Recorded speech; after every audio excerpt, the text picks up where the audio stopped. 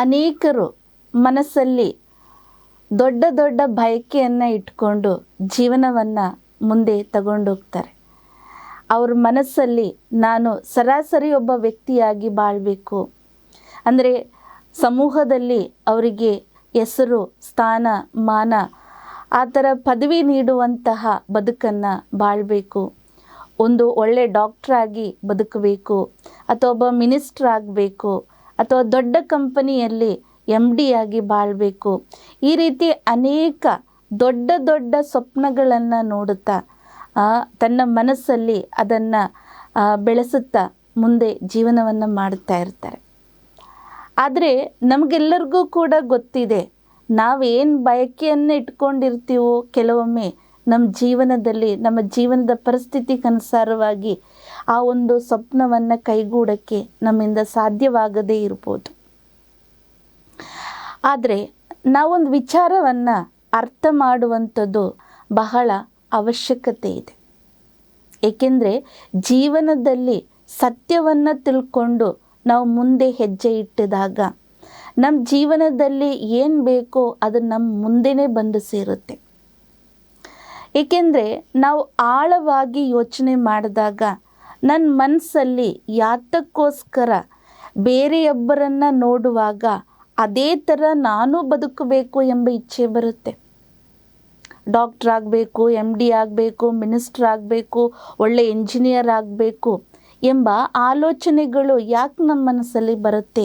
ನಾವು ಆಳದಲ್ಲಿ ಯೋಚನೆ ಮಾಡಿದಾಗ ನಮ್ಗೆ ಅರ್ಥ ಆಗುತ್ತೆ, ಯಾರೆಲ್ಲ ಇಷ್ಟು ದೊಡ್ಡ ಪದವಿಯಲ್ಲಿದ್ದಾರೋ ಅವ್ರಿಗೇನೆಲ್ಲ ಪ್ರಾಪ್ತಿಯಾಗಿದೆ, ಅಂದರೆ ಡಾಕ್ಟ್ರ್ ಆಗಿರ್ಬೋದು, ವಕೀಲಾಗಿರ್ಬೋದು, ಅಥವಾ MDನೇ ಆಗಿರ್ಬೋದು, ಸಮೂಹದಲ್ಲಿ ಸಂಪನ್ನ ಬಿಸ್ನೆಸ್ ಮ್ಯಾನೇ ಆಗಿರ್ಬೋದು, ನಮಗೆ ಅವರಿಗೆ ಸಿಕ್ಕುವಂಥ ಏನೆಲ್ಲ ಪ್ರಾಪ್ತಿ ಇದೆ ಅದು ನಮ್ಮ ಕಣ್ಮುಂದೆ ಕಾಣ್ಬೋದು. ಒಂದು, ಸಮೂಹದಲ್ಲಿ ಅವರಿಗೆ ಸ್ಥಾನಮಾನ ಸಿಗುತ್ತೆ.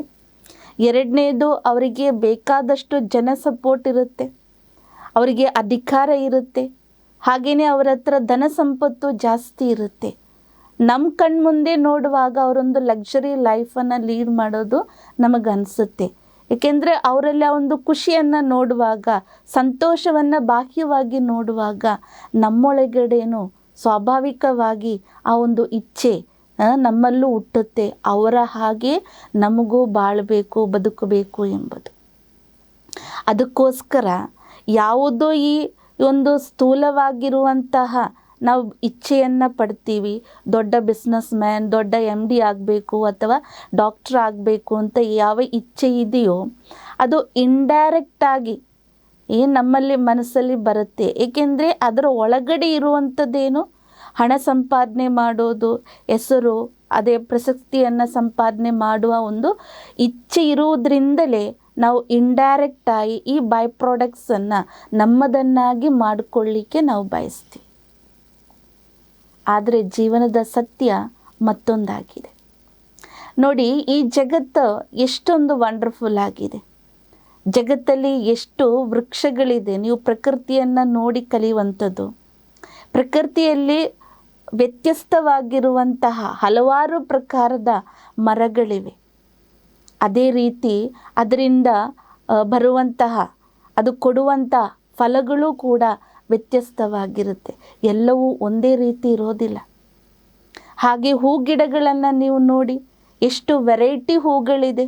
ಅದರ ಸುಗಂಧ ಆಗಿರಲಿ, ಅದರ ಕಲರ್ ಆಗಿರಲಿ, ಅದರ ರೂಪನೇ ಆಗಿರಲಿ, ಎಲ್ಲವೂ ಕೂಡ ಡಿಫ್ರೆಂಟ್ ಆಗಿರುತ್ತೆ. ಹಾಗೆ ಎಷ್ಟೋ ಜೀವಜಾಲಗಳು ಈ ಪ್ರಕೃತಿಯಲ್ಲಿದೆ, ಒಂದಕ್ಕೊಂದು ಶ್ರೇಷ್ಠವಾಗಿರುತ್ತೆ, ಒಂದಕ್ಕೊಂದು ಡಿಫ್ರೆಂಟ್ ಆಗಿರುತ್ತೆ, ಎಲ್ಲವೂ ಕೂಡ ಒಂದೇ ರೀತಿ ಇರಲ್ಲ. ಜಗತ್ ಸೃಷ್ಟಿ ಆಗಿರುವಂಥ ಭಗವಂತ ಯಾವುದು ಜಗತ್ತಲ್ಲಿ ಸೃಷ್ಟಿ ಮಾಡಿದ್ದಾನೋ ಅದೆಲ್ಲವೂ ಕೂಡ ವ್ಯತ್ಯಸ್ತವಾಗಿದೆ. ಪ್ರತಿಯೊಂದು ಜೀವಜಾಲದಲ್ಲೂ ಪ್ರಕೃತಿಯಲ್ಲಿ ಏನೇ ಇರಲಿ, ಏನೇ ಸೃಷ್ಟಿ ಮಾಡಿರಲಿ, ಅದೆಲ್ಲವೂ ಕೂಡ ಡಿಫ್ರೆಂಟ್ ಆಗಿದೆ, ಬಹಳಷ್ಟು ವಂಡರ್ಫುಲ್ ಆಗಿರುವಂಥದ್ದು. ಅದೇ ರೀತಿ ಭಗವಂತನ ಸೃಷ್ಟಿ ನಾವು ಅಂದಮೇಲೆ ಯಾಕೆ ಭಗವಂತ ನಮ್ಮೆಲ್ಲರನ್ನು ಒಂದೇ ರೀತಿ ಸೃಷ್ಟಿ ಮಾಡಿಲ್ಲ? ಯಾಕೆ ಭಗವಂತ ನಮ್ಮೆಲ್ಲರಲ್ಲೂ ಕೂಡ ಒಂದೇ ಥರ ವಿಶೇಷತೆಯನ್ನು ತುಂಬಿಲ್ಲ? ಏಕೆಂದರೆ ಭಗವಂತನ ಸೃಷ್ಟಿಯೇ ಆ ರೀತಿಯಾಗಿದೆ. ಎಲ್ಲವೂ ಕೂಡ ಭಿನ್ನ ಭಿನ್ನತೆಯಿಂದ ಕೂಡಿ ಅದೊಂದು ಸುಂದರವಾದಂಥ ಸೃಷ್ಟಿಯಾಗಿದೆ. ಅಂದಮೇಲೆ ನಾವು ಅರ್ಥ ಮಾಡಿಕೊಳ್ಳುವಂಥ ವಿಷಯ ಇದಾಗಿದೆ, ಹೇಗೆ ಪ್ರಕೃತಿಯಲ್ಲಿ ಪ್ರತಿಯೊಂದು ಮರ ಗಿಡಗಳಲ್ಲಿ ಜೀವಜಾಲಗಳಲ್ಲಿ ವ್ಯತ್ಯಸ್ತವಾಗಿರುವಂತಹ ಗುಣಗಳನ್ನು ಅಥವಾ ವಿಶೇಷತೆಯನ್ನು ವೈವಿಧ್ಯತೆಯನ್ನು ನಮಗೆ ಕಾಣಿಸ್ತಾ ಇದೆಯೋ, ಅದೇ ರೀತಿಯೇ ನಾವು ಪ್ರತಿಯೊಬ್ಬ ಮಾನವನಲ್ಲೂ ಕೂಡ ಆ ರೀತಿಯ ವ್ಯತ್ಯಸ್ತವಾಗಿರುವಂತಹ ವಿಶೇಷತೆಗಳನ್ನು ಒಳಗೊಂಡಿದೆ. ಯಾವಾಗ ನಾನು ನನ್ನ ಆಳದಲ್ಲಿ ಹೋಗ್ತೀನಿ, ನನ್ನಲ್ಲಿ ಇರುವಂತಹ ಆ ವೈವಿಧ್ಯತೆಯನ್ನು ಅಥವಾ ಆ ಒಂದು ವಿಶೇಷತೆಯನ್ನು ನಾವು ತಿಳ್ಕೊಂಡಾಗ, ಯಾವಾಗ ಆ ಮಾರ್ಗದಲ್ಲಿ ನಾವು ಮುಂದೋಗ್ತೀವಿ, ಆಗ ನಾವು ಮನಸ್ಸೊಳಗೆ ಯಾವುದೇ ಬಯಕೆ ಇಟ್ಕೊಳ್ಳುವಂಥ ಅವಶ್ಯಕತೆ ಇಲ್ಲ. ಯಾಕೆ ನಾನು ದೊಡ್ಡ ಧನವಂತ, ಶ್ರೀಮಂತ ಅಥವಾ ಬಿಸ್ನೆಸ್ ಮ್ಯಾನ್ ಆಗಬಾರ್ದು, ಯಾಕೆ ನಾನು ದೊಡ್ಡ ಕಂಪನಿ MD ಆಗಬಾರ್ದು, ಆ ರೀತಿ ಬಯಕೆ ಇಟ್ಕೊಂಡು ಹೋಗುವಂಥ ಅವಶ್ಯಕತೆ ಇಲ್ಲ. ಅದಕ್ಕೋಸ್ಕರ ಅನುಭವಸ್ಥರು ಹೇಳಿರುವಂಥ ಮಾತು ನಮ್ಮ ಮನಸ್ಸಲ್ಲಿ ಯಾವಾಗಲೂ ಇಟ್ಕೊಂಡಿರಬೇಕು. ನಾವು ದೊಡ್ಡವನಾಗಲಿಕ್ಕಾಗಿ ಕೆಲಸ ಮಾಡುವಂಥದ್ದು, ಕಾರ್ಯ ಮಾಡುವಂಥದ್ದು, ಕರ್ಮ ಮಾಡುವಂಥದ್ದು ಅಲ್ಲ.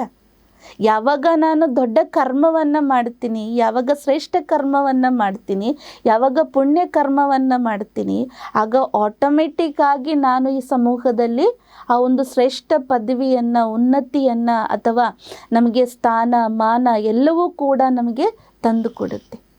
ಅದಕ್ಕೋಸ್ಕರ ದೊಡ್ಡವನಾಗಬೇಕು ಎಂಬ ಬಯಕೆ ಇಟ್ಕೊಂಡು ನಾವು ಕರ್ಮ ಮಾಡಿದಾಗ ನಾವು ಜೀವನದಲ್ಲಿ ಏನೂ ಕೂಡ ಸಾಧಿಸಲಿಕ್ಕೆ, ಏನೂ ಕೂಡ ಒಳ್ಳೆಯದು ಪಡೀಲಿಕ್ಕೆ, ಅನುಭವ ಮಾಡಲಿಕ್ಕೆ ನಮ್ಮಿಂದ ಸಾಧ್ಯವಾಗದೇ ಹೋಗುತ್ತೆ. ಯಾವಾಗ ಈ ಒಂದು ಸತ್ಯ ವಿಚಾರವನ್ನು ನಾವು ನಮ್ಮ ಮನಸ್ಸಲ್ಲಿ, ನಾವು ಬುದ್ಧಿಯಲ್ಲಿ ಅರ್ಥ ಮಾಡಿಕೊಂಡಾಗ ಮಾತ್ರ ನಾವು ಆ ಒಂದು ನಮ್ಮಲ್ಲಿ ಇಚ್ಛೆ ಏನಿದೆ ಅದನ್ನು ಪೂರ್ತಿಗೊಳಿಸಲಿಕ್ಕೆ ಸಾಧ್ಯ. ಆ ರೀತಿ ನಾವು ಯಾವ ಬಯಕೆ ಇಟ್ಕೊಂಡಿದ್ದೀವಿ ಅದನ್ನು ನಮ್ಮದನ್ನಾಗಿ ಮಾಡಿಕೊಳ್ಳಿಕ್ಕೆ ಸಾಧ್ಯವಾಗುತ್ತೆ. ಅದರಿಂದ ಮೊದಲು ನಾವು ಫೋಕಸ್ ಮಾಡಬೇಕಾಗಿರೋದು, ನಾನು ನನ್ನೊಳಗಡೆ ಭಗವಂತ ನನ್ನನ್ನು ಸೃಷ್ಟಿಸಿದರೆ ಯಾತಕ್ಕೋಸ್ಕರ ಭಗವಂತ ನನ್ನನ್ನು ಈ ರೂಪದಲ್ಲಿ ಸೃಷ್ಟಿಸಿದ್ದಾನೆ, ಯಾಕೆ ನಾನು ಏನು ಬಯಸ್ತೀನಿ ಅವರ ಹಾಗೆ ಆಗಬೇಕು, ಇವರ ಹಾಗೆ ಆಗಬೇಕು, ಫಿಲ್ಮ್ ಸ್ಟಾರ್ ಆಗಬೇಕು, ಒಳ್ಳೆ ಸೆಲೆಬ್ರಿಟಿ ಆಗಬೇಕು ಅಂತ ಯಾಕೆ ಬಯಸ್ತೀವಿ? ಹಾಗಾದರೆ ಭಗವಂತ ಆ ರೀತಿ ನನ್ನನ್ನು ಸೃಷ್ಟಿ ಮಾಡಿದರೆ ಆಗ್ತಿತ್ತಲ್ವ? ಆಮೇಲೆ ನಾವು ತಿಳ್ಕೋಬೇಕು, ಈ ಸೃಷ್ಟಿಯ ಸೌಂದರ್ಯವೇ ಏನಾಗಿದೆ? ವೈವಿಧ್ಯತೆ, ಅನೇಕ ಪ್ರಕಾರದ. Every individual person is different. ಎಲ್ಲರೂ ಒಂದೇ ಆಗಲಿಕ್ಕೆ ಸಾಧ್ಯ ಇಲ್ಲ. ಅದರಲ್ಲಿ ಆ ಒಂದು ಸೌಂದರ್ಯತೆ ಕಾಣಲಿಕ್ಕೂ ಆಗಲ್ಲ. ಆದ್ದರಿಂದ ಈ ಸೃಷ್ಟಿ ಭಗವಂತನ ರಚನೆ. ಭಗವಂತ ಎಷ್ಟು ಸುಂದರನೋ ಅದೇ ರೀತಿ ಈ ಸೃಷ್ಟಿಯನ್ನು ಅಷ್ಟೇ ಸೌಂದರ್ಯಪೂರ್ವಕವಾಗಿ ಅದನ್ನು ಸೃಷ್ಟಿ ಮಾಡಿದ್ದಾನೆ. ಅದರಿಂದ ಭಗವಂತನ ಸೃಷ್ಟಿ ನಾನಂದಮೇಲೆ ನನ್ನೊಳಗಡೆನೂ ಕೂಡ ಅವರಿಗಿಂತ ಮಿಗಿಲಾದಂತಹ ಒಂದು ವಿಶೇಷತೆ ನಮ್ಮೊಳಗಡೆನೂ ಕೂಡ ತುಂಬಿದ್ದಾನೆ. ಆ ಒಂದು ವಿಚಾರವನ್ನು ನೀವು ಯಾವಾಗ ಅರ್ಥ ಮಾಡ್ಕೊಳ್ತೀರಾ, ಆ ಅರ್ಥಪೂರ್ಣವಾಗಿ ಶ್ರೇಷ್ಠವಾದಂತಹ ಕರ್ಮವನ್ನು ನೀವು ಮಾಡ್ತೀರಾ, ಆಗ ನೀವು ನಿಜವಾಗಿ ಶ್ರೇಷ್ಠರಾಗಲಿಕ್ಕೆ ಸಾಧ್ಯ. ನಾನು ಅದನ್ನು ಉದಾಹರಣೆ ಮೂಲಕ ಹೇಳ್ತೀನಿ. ಈಗ ನನ್ನ ನೇಚರ್ ಹೆಲ್ಪಿಂಗ್ ನೇಚರ್ ಆಗಿದ್ದರೆ ಅದು ನನ್ನದು ಒರಿಜಿನಾಲಿಟಿ. ಆ ಹೆಲ್ಪಿಂಗ್ ನೇಚರ್ ನಾವು ಯಾವತ್ತೂ ಕೂಡ ಕೈ ಬಿಟ್ಟು ಹೋಗಬಾರ್ದು. ಎಷ್ಟೇ ಪರಿಸ್ಥಿತಿ ಇರಲಿ ಅಥವಾ ಎಂಥ ವ್ಯಕ್ತಿಗಳೇ ಇರಲಿ, ನಮಗೆ ಆ ಸಮಯದಲ್ಲಿ ಸಾಹಚರ್ಯದಲ್ಲಿ ನನ್ನ ಕೈಯಲ್ಲಿ ಅವರಿಗೆ ಹೆಲ್ಪ್ ಮಾಡುವಂಥ ಸ್ಥಿತಿ ಇದ್ದರೆ ಖಂಡಿತವಾಗಿ ಹೆಲ್ಪ್ ಮಾಡಬೇಕು. ಯಾವಾಗ ನನ್ನೊಳಗಡೆ ನಮ್ಮ ದೃಷ್ಟಿ ಚೇಂಜ್ ಆಗುತ್ತೆ, ನನಗೆ ಆ ವ್ಯಕ್ತಿ ಅಷ್ಟು ಇಷ್ಟ ಇಲ್ಲ, ನಾನು ಯಾವ ಥರದಲ್ಲೂ ಅವನಿಗೆ ಹೆಲ್ಪ್ ಮಾಡಲ್ಲ ಅಂದಮೇಲೆ ಅದು ಒರಿಜಿನಾಲಿಟಿ ಅಲ್ಲ. ಅದಕ್ಕೋಸ್ಕರ ನಾವು ಯಾವಾಗಲೂ ನಾನಾಗೇ ಇರಬೇಕೇ ಹೊರತು ಬೇರೆಯವರಾಗಲಿಕ್ಕೆ ನಾವು ಯಾವತ್ತೂ ಕೂಡ ಟ್ರೈ ಮಾಡುವಂಥ ಅವಶ್ಯಕತೆ ಇಲ್ಲ. ಆದ್ದರಿಂದ ತಾವು ಯಾವಾಗಲೂ ತಾವಾಗೇ ಇರಲಿಕ್ಕೆ ಟ್ರೈ ಮಾಡ್ತಾ ಹೋಗಿ. ಅದಕ್ಕೋಸ್ಕರ ನೀವು ನಿಮ್ಮ ಕರ್ಮವನ್ನು ಮಾಡ್ತಾ ಹೋಗಿ. ಆಗ ಒಂದು ದಿನ ನೀವು ಕೂಡ ಒಂದು ದೊಡ್ಡ ವ್ಯಕ್ತಿಯಾಗಿ ಬಾಳಲಿಕ್ಕೆ ಸಾಧ್ಯ.